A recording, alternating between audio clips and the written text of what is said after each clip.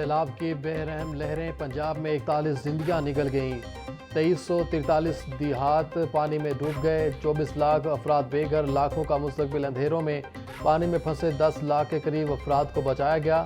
P D M اے نے 26 اگست سے 2 ستمبر تک اعداد و شمار جاری کر دیے۔ ملک بھر میں 16 جون سے 2 ستمبر تک 182 اموات ہوئیں، 640 افراد زخمی، 233 گھروں کو نقصان پہنچا۔ ڈی جی عرفان علی کاٹھیا کا کہنا ہے کہ پنجاب کے دریاؤں میں ابھی سیلابی صورتحال کا سامنا ہے۔ مختلف مقامات پر جاری بارشوں کی وجہ سے امدادی کارروائیوں میں شدید مشکلات کا سامنا ہے۔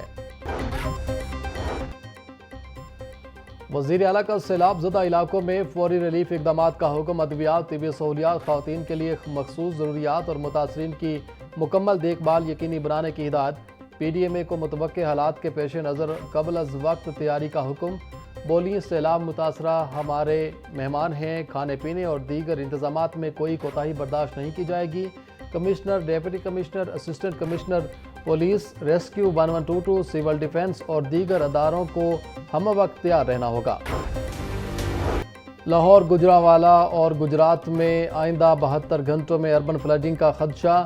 دریائے ستلج میں گنڈا سنگھ والا کے مقام پر اونچے درجے کا سیلاب متوقع۔ قادر آباد پر دریائے چناب میں انتہائی اونچے درجے کے سیلاب کا خطرہ۔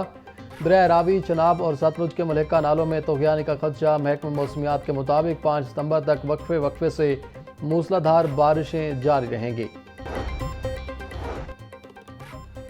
صوبہ بھر میں سیلاب زدہ علاقوں میں 24 فلڈ ریلیف میڈیکل کیمپس قائم۔ سیلاب متاثرین کو کیمپس میں مفت طبی سہولیات اور ادویات فراہم کی جا رہی ہیں۔ سوشل سیکیورٹی کی ٹیمیں بیماریوں کے پھیلاؤ سے بچاؤ کے لیے آگاہی فراہم کر رہی ہیں۔ صوبائی وزیر فیصل ایوب کھوکھر کی ہر کیمپ میں مریضوں کی سہولت اور طبی عملے کی دستیابی کو یقینی بنانے کی ہدایت۔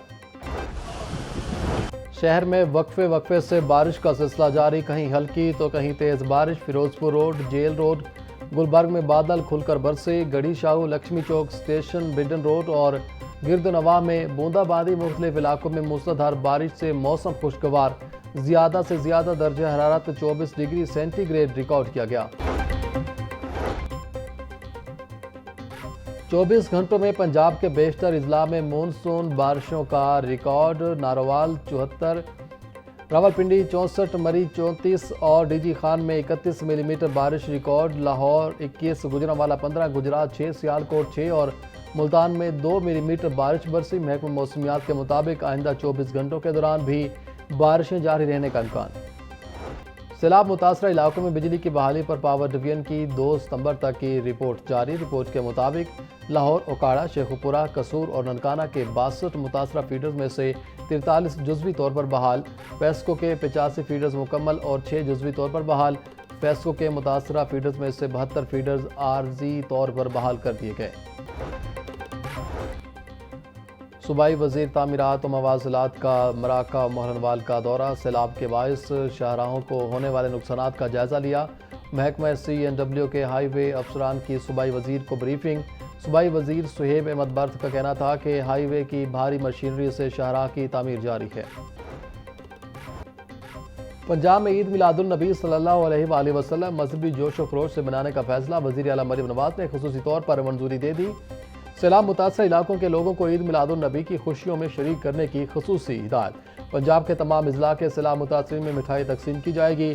12 ربیع الاول کو سرکاری عمارتوں کی سجانے کا بھی حکم۔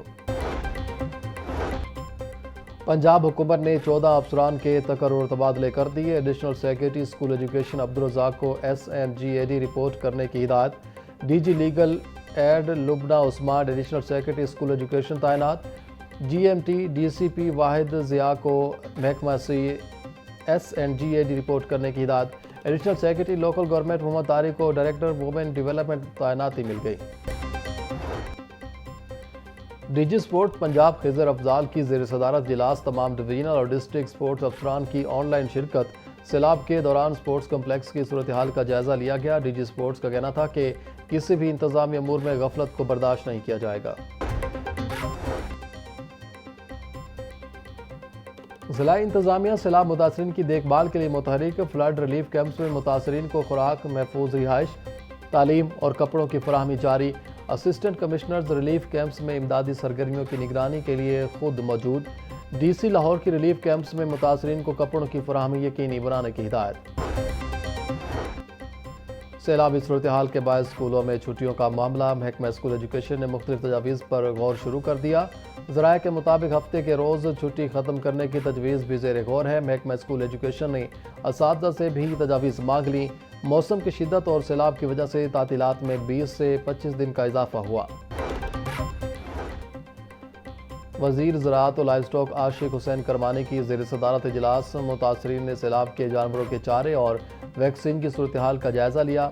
کہا محکمہ زراعت کے 1100 افسران و عملہ فلڈ ریلیف ڈیوٹیوں پر مامور ہیں۔ محکمہ لائیو اسٹاک کے 3000 اہلکار فلڈ ریلیف سرگرمیوں میں مصروف عمل ہیں۔